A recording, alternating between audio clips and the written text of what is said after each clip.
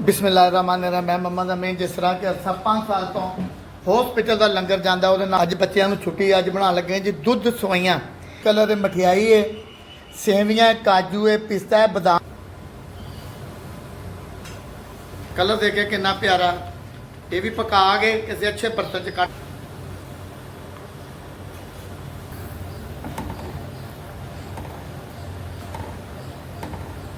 शामिल होना चाहते चैनल ਨੂੰ लाइक सब्सक्राइब करके भी शामिल हो सकते अच्छे जे बोल च ਕੱਢ लेने बिस्मिल्लाह ये दी ਹੁਣ ਅਸੀਂ करेंगे जी डेकोरेशन माशाल्लाह जी। देखिए ये जेलियों के शौकीन है ये आप क्या खा रहे हो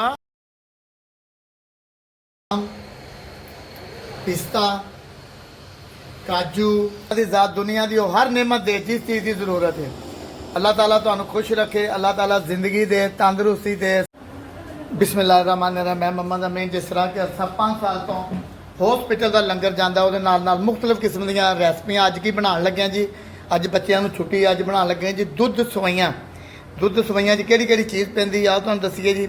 ਸਾਡੇ ਕੋਲ 1 ਕਿਲੋ ਦੁੱਧ ਹੈ ਜੈਲੀ ਹੈ ਮੁxtਲਫ ਕਿਸਮ ਦੇ ਕਲਰ ਹੈ ਫਰੂਟ ਕਲਰ ਹੈ ਮਠਿਆਈ ਹੈ ਸੇਵੀਆਂ ਹੈ ਕਾਜੂ ਹੈ ਪਿਸਤਾ ਹੈ ਬਦਾਮ ਹੈ ਚੀਨੀ है कस्टर्ड पाउडर है इलायचियाँ ने खोया है मुकम्मल पूरी डिटेल दसने जी बनाने दी। अच्छा जी सेवियां अच्छे तरीके नाल असीं 2 तो 3 पानी धो लिया इस करके ये उपर जी माया होंगी है वो लस ज गई। तुसीं इन्हां नूं अलहदा भी पाल सकते हो वरना मैं तो इन्हूं दुध दे विच पकावांगा मुकम्मल दुध दी तैयार करांगे।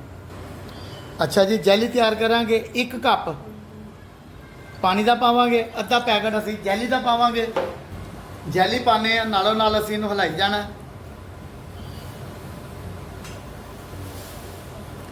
अच्छे तरीके नाल हल करना है। अच्छा जी सेवियां असीं पाने जड़ियां असीं 2 तो 3 पानी धो लिया ने अच्छे तरीके नाल इन्हां नूं हल करांगे।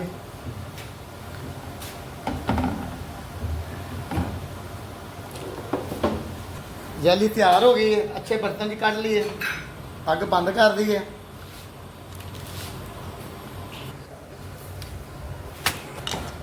माशाल्लाह जी इन्हूं अच्छे तरीके नाल असीं हिलाई जाना सेवियां मुकम्मल जिहड़ियां तैयार हो जान गल जान अज इन्हूं अच्छे तरीके नाल पकाई जाना। दूसरी साइड ते साडा पानी गर्म हो गया इस साइड ते भी असीं तैयार कर रहे हैं बच्चों वास्ते जैली।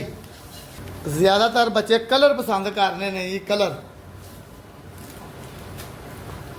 जैली हिलावांगे अच्छे तरीके नाल कलर देखे कितना प्यारा ये भी पका के किसी अच्छे बर्तन च कढ़ लाँगे। तुसीं अपना कस्टर्ड पाउडर मिलता है मुxtलफ किस्म के फ्लेवर होंगे ने दुध दे विच 1 चम्मच पा लो या 1.5 चम्मच पा लो उन्होंने अच्छे तरीके नाल हल करना है।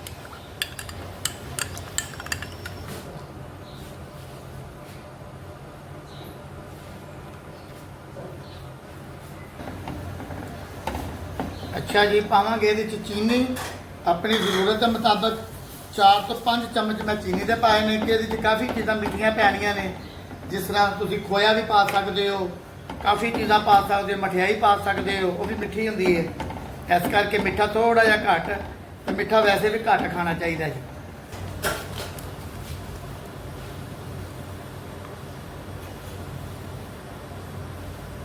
बच्चे इन्होंने चीज़ों को बहुत पसंद करते हैं जी।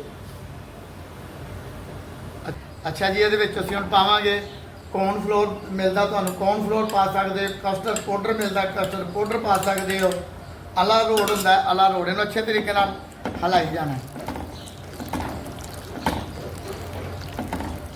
इहदा एक अपना जायका ते फ्लेवर आ जाएगा खुशबू आ जाएगी और इहदे नाल एक गाढ़ापन आ जाएगा। अच्छे तरीके नाल उन्हूं पकाना है अच्छे तरीके नाल हल हो जाए। बाकी रेसिपी साड़ी माशाल्लाह मुकम्मल हो गई है इन्हूं पका के मेन मतलब रेसिपी का जोड़ा है वो तुहानूं असीं दसने आ कि साडा मेन मतलब की है।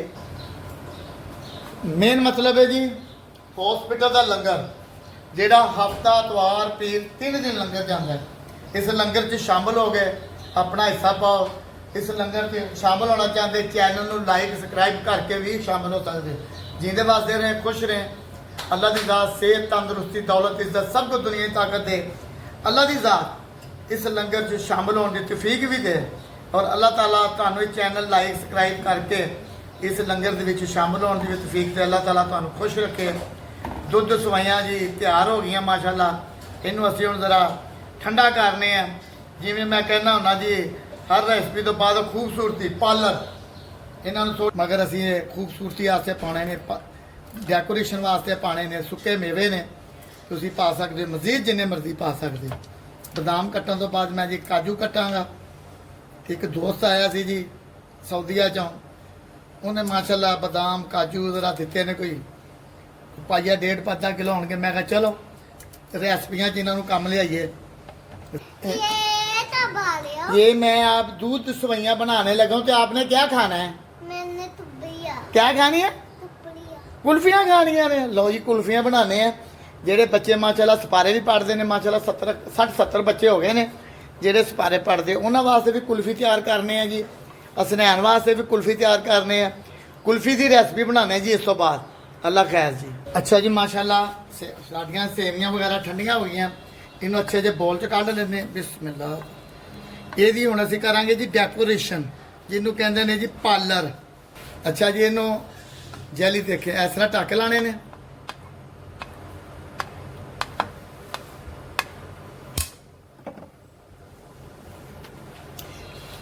जिस तरह के बच्चे बड़े शौक ना जैली खाते हैं, देखें माशाल्लाह, देखें फ्लेवर खुद बना के बच्चों को कोई हर चीज़ दिया करो, कोशिश करा करो कि घर दे विच बना के दईए।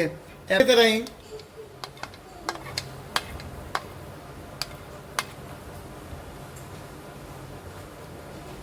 मेहनत करो जी, कोई भी मेहनत करो ਉਹਦਾ फल लभदा है। अल्लाह खैर जी। माशाल्लाह जल्दी ठंडी हो गई है जी।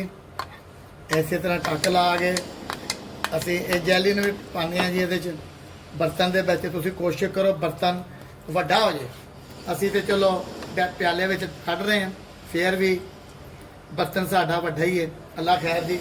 बाकी यदि हुण तस्वीर लाने हैं, यदि हुण डेकोरेशन करने हैं।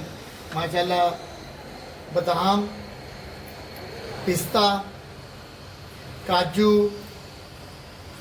मेन चीज़ रसगुल्ले ते गुलाब जामुन, माशाल्लाह सारियां अल्लाह दियां नेमतां ने। माशाल्लाह कलरफुल फ्लेवर, माशाल्लाह उन्नी कि मिठा करने हैं जिन्ना कि कोई खा लवे। ये ना कि बच्चे मुड़ के पसंद ही ना करन। इस करके डेकोरेशन भी हो गई माशाल्लाह, साडा रेसिपी भी तैयार हो गई है।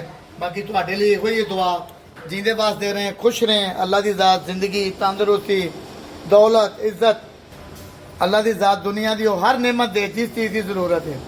अल्लाह ताला तुहानू खुश रखे। अल्लाह ताला जिंदगी दे, तंदुरुस्ती दे, सेहत दे। अल्लाह ताला भैन भरा माँ बाप का प्यार दे। अल्लाह ताला तुहानू खुश रखे। अल्लाह ताला तुहानू इस लंगर पहुँचाने की तौफीक दे। आमीन सुबह आमीन या रब्बिल आलमीन। कुल आलम की खैर। अल्लाह खैर।